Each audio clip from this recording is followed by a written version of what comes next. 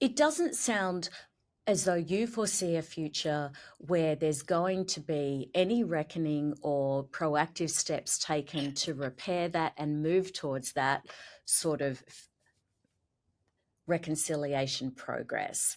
Mm.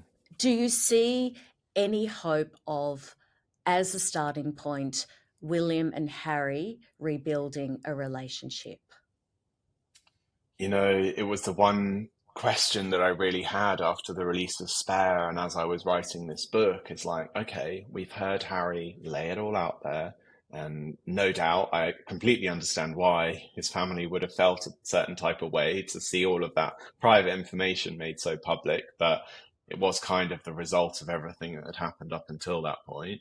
But I wanted to know after Harry, went public in his interviews and said, I just want conversations with my family. I just want accountability, whether that was even possible, whether they would listen or want to make amends or see the value in at least the optics of beginning to heal as a family. I think Charles's inability to convene and command his own family in these times says a lot about his ability as a leader. It goes beyond just like the actions of a family.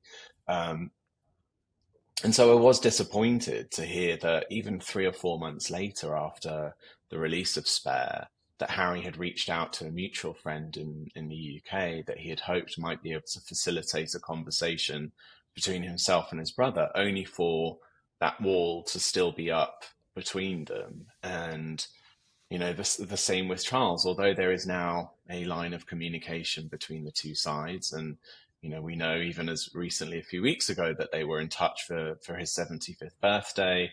I detail some of those early phone calls in the book. There's obviously a warmth and a respect and a desire on Harry's side not to lose the connection completely. But the big conversations, they still haven't happened.